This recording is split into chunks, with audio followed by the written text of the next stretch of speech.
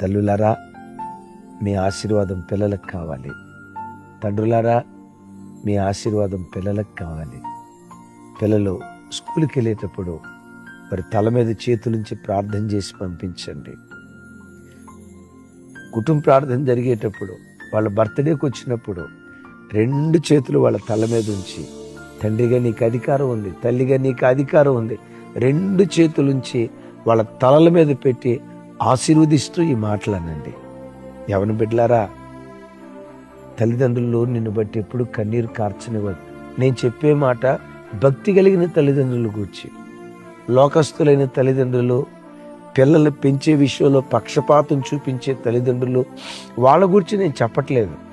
కొంతమంది తల్లిదండ్రులు ఉంటారు, పేరుకు తల్లిదండ్రులే కానీ ఆ హుందాతత్వం కొంతమంది తల్లిదండ్రుల్లో కనపడదు. అయితే ఆ మంచి తల్లిదండ్రుల్ని అమ్మా నాన్న దగ్గరికి వెళ్ళి, నాన్న నీ చేతులు నా తల మీద ఉంచి నన్ను ఆశీర్వదించు, వాళ్ళ నోట నుంచి బయలుదేరే ఆశీర్వాద మాట నీ పిల్లలను ఆశీర్వదించును గాక.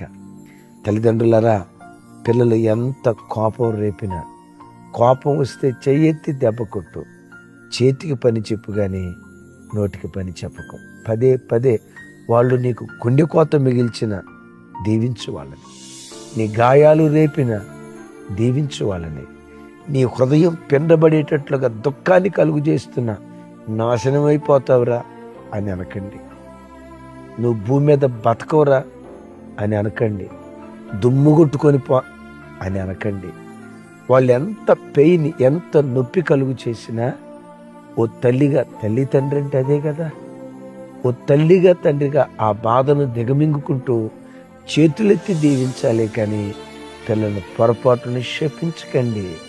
మీ ప్రార్థన, మీ దీవెన పిల్లలకు అవసరం. నా చేతులెత్తి మిమ్మల్ని దీవిస్తూ ప్రార్థిస్తాను. ఏకీభవిస్తారా? సర్వశక్తి గల తండ్రి, నా చేతులెత్తి ఈ వాక్యం వింటున్న ప్రతి కుటుంబాన్ని దీవిస్తున్నాను. ఆత్మీయంగా వర్ధిల్లుదురుగాక, ఆర్థికంగా వర్ధిల్లుదురుగాక, మంచి ఆరోగ్యపరంగా వర్ధిల్లుదురుగాక. కుటుంబంలో ఏ కొరతలు ఉన్నాయో ప్రతి కొరత మీ మహిమైశ్వర్యులు తీర్చుదురుగాక. ఎక్కడ బ్రతుకుతున్నా నీ పిల్లలు తలగానే ఉందురుగాక.